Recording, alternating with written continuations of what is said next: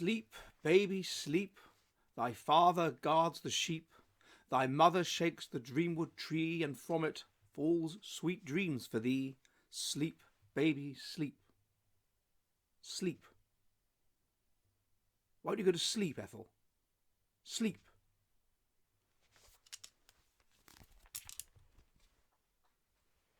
Oh my God! Beryl! Beryl! Beryl! Ethel, our baby, there's something wrong with her. She's got some kind of rash. I don't care if it could be meningitis. Haven't you read the latest paper in the journal SSM Public Health? If she's ill now as a child, you know what this means for the future, don't you? She could be left-wing, Beryl. She could be left-wing. Oh my God, Beryl! Beryl! Beryl! Hello, and welcome to this edition of The Jolly Heretic. Now, I was channeling there, if you read Viz, I was channeling there the Mail Online, who is a hilarious send-up of conservative English men, but it actually has a rather serious point, which is a fascinating new paper which has been published called The Relationship Between Health and Political Ideology Begins in Childhood in the journal SSM Population Health. And what it finds is that, and it backs up something I've been saying for quite a while, I suppose, in some ways, about mutation and so forth, is that one of the key factors to whether or not you are going to be left-wing is not your health as an adult. It's not your health even as an adolescent. It's your health as a child. People who are healthy when they are children, mentally and also physically healthy when they are children, are more likely to end up being conservatives by the time they are 64. Whereas people who are very unhealthy when they are children are much more likely to end up being liberals by the time they are about 64. So it found, for example, that there is a 16-point difference between those who have excellent health when they are children and those who have very poor health when they are children, in terms of a conservatism scale. So those that have excellent health are 16% more likely to be strongly conservative when they are, as children, when they are 64. Those that have very poor health when they are children are 13% more likely to be extremely liberal when they are 64. Overall, adults who have excellent health when they are children are 30% more likely than everybody else to be conservative by the time they are 64. So this relationship is very, very clear. And the study controlled for social class, which of course it controlled for socioeconomic status and poverty and things like this. It controlled for how educated you were, because it was a very large sample, and it even controlled for things like adolescent health. And even controlling for all that, the relationship is between, it's not adolescent health, it's not mediated by adolescent health, it is definitely childhood health that is the issue. How healthy you are when you are a child is related to how liberal or conservative you are by the time you are an adult. But how healthy you are when you are an adolescent or a young adult is not related. It's how healthy you are when you are a child. It is that which is what matters. Now, in terms of understanding, to put it in clear statistical terms, childhood health statistically significantly correlates with adolescent health at about 0.45. Adolescent health correlates with adult health at about 0.4.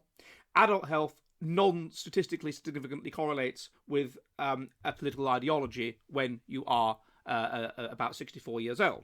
However, childhood health, that statistically significantly correlates with adult political ideology at about significance about 0.1. So you can see that this is a really important relationship here. Now, in terms of the causes, what the authors look at is, well, if you are a child and you experience poor health, then this may result in stress. It may result in you being abused and bullied and treated less well. It may result in trauma. These problems, in turn, may lead to delayed development in terms of psychosexual development, in terms of social development, in terms of understanding who you are. People who experience delayed psychosexual development, delayed social development, and so on, are more likely to have fewer friends. This may lead to what the authors call a sense of othering. So you may develop this sense of being an outsider. This may cause you to start to develop a fondness for and an identification with other outsiders. And this can be argued, if you look at research by a lot of research on leftism, what it often involves is identifying with the so-called marginalized, identifying with the with those who are othered, identifying with the outsider, and thus engaging in a political ideology where you promote their interests, the interests of the other, the interests of the outsider. Now, similarly, you could argue that if you are in that situation where you feel excluded, you will want to gain power and influence, but you will know that you are physically weak, you are mentally weak, you will have low self-esteem because of the way that you have been othered and rendered an outsider. And so the only way that you can play for status will be via a covert means, will be via virtue signaling and making yourself seem kind. And this will militate in favor of being left-wing because, of course, that is what left-wingness basically is. It involves virtue signaling and making yourself seem kind. And so that it would follow that if you feel this sense of exclusion by virtue of poor childhood health and all that stems from that, then you will end up being left-wing. That is one theory. Similarly, the study found that if you have high childhood health, then this statistically significantly leads in adolescence to a high level of vigor. So it means that you're prepared to take risks, that you enjoy life, that you go for it, that you kind of develop along the pathway that you're supposed to. This in adulthood leads to a high level of happiness. So you are content with the world. You are happy with the way things are. You just want to use the cliche. You just want to grill. You don't want an argument. You don't want to make things different. You don't want to change things. You're happy with the way you are, and therefore you're happy with the world. And this often seems to be the case, that people who are happy they don't want to go around changing the world because they're happy. They're happy with who they are. They're happy. And so it's fine for them. They're not angry about anything. They don't feel any sense of bitterness or resentment. They're perfectly happy with the way things are, and so they're attracted towards conservatism, really, towards things not changing. And that's just a reflection of their own internal happiness. And really, these people who go around engaging in climate change activism or whatever, it could be arguable that they're just not happy. They're unhappy. And rather than deal with the causes of their own personal unhappiness, they cope with it by convincing themselves, by throwing themselves into some sort of large social project, some sort of piece of activism, in order to prove to themselves that they're somebody important, in order to prove to themselves that they matter, in order to prove to themselves that they're significant, in order to prove to themselves that they're better than the rest, and in order to therefore give themselves a sense of a way of dealing with their own internal unhappiness, almost via a sort of narcissistic method, via which you tell yourself that you're important and you tell yourself that you matter because you're more moral than other people. And actually, that's just a smokescreen. That's just a way of covering up fundamental internal unhappiness. And, of course, the evidence indicates that people that are on the left are high in neuroticism, they are high in mental instability, they are high in depression, they are high in anxiety, they are extremely unhappy people.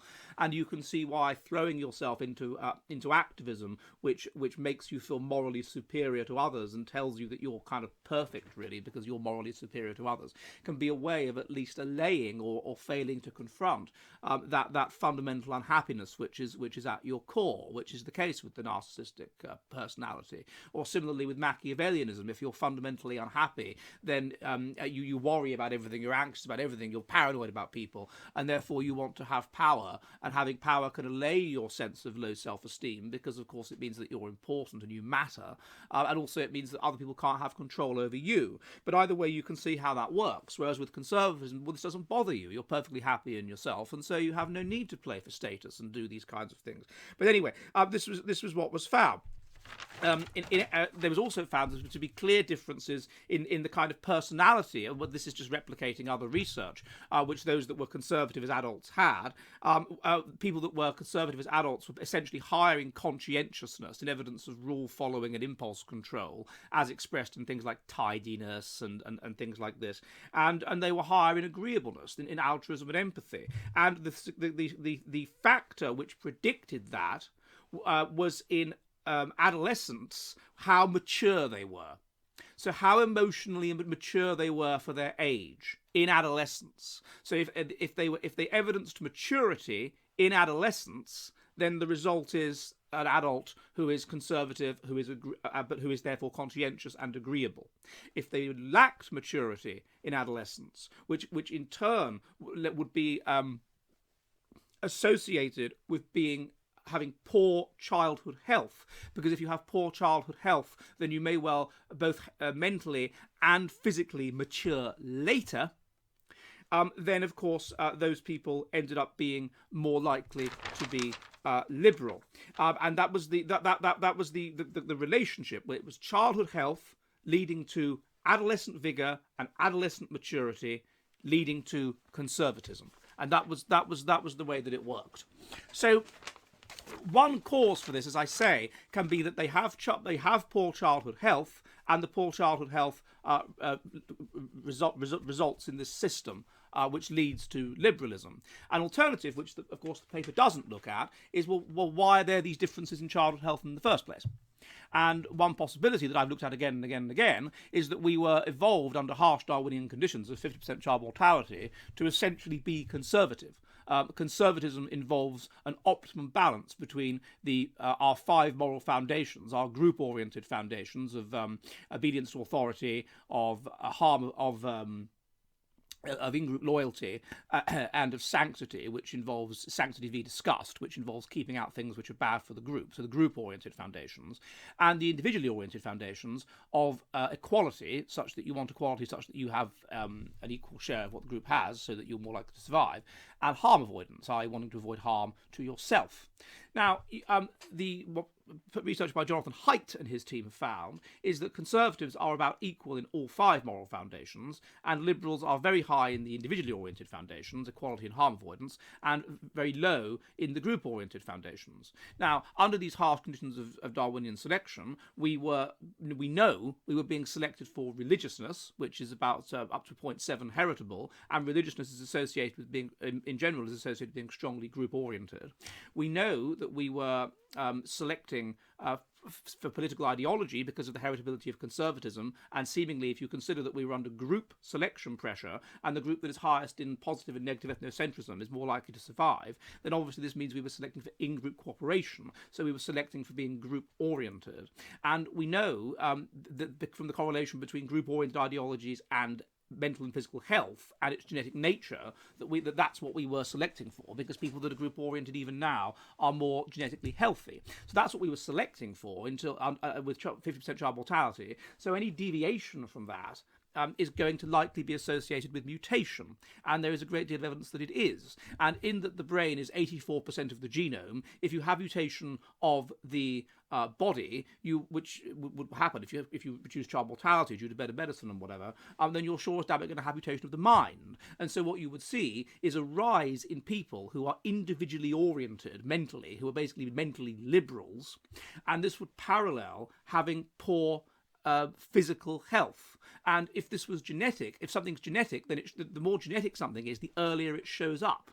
So if you've already got poor physical health in childhood, then this implies very high mutational load, and therefore we would follow that you should have the kind of mental perspective which should be a deviation from the pre-industrial norm. So that's exactly what you're seeing. You're seeing they go together at the genetic level, liberalism and poor genetic health, and this should express itself in children who are having poor genetic health, obviously just for genetic reasons alone more likely to be liberal when they become adults, and then this is going to be a symbiotic relationship with the environment, and this is what the paper does pick up on. The environment and the fact of feeling excluded and whatever as a result is only going to compound this. It's only going to make it worse. So I'm afraid to tell you that if you find that your child is sickly, there is every possibility that he or she is going to be woke when they're older. Hello, hello, hello! The Jolly Heretic is an online public house which meets on Mondays and Thursdays at 7 p.m. UK time, 2 p.m. New York, in which we discuss the kind of based, fearless science which is increasingly expunged from our woke, joke universities. If you would like to help the Jolly Heretic public house, and there are many ways you can do so, please, please, please become one of my patrons on Subscribestar. Also, if you want to, you can donate to the channel using Odysee and Entropy, and you can also purchase Jolly Heretic merchandise, such as shirts and mugs. All of the links are in the description. Again, I'd be most violently grateful if you could assist the Jolly Heretic Public House, and I will see you all soon, and goodbye!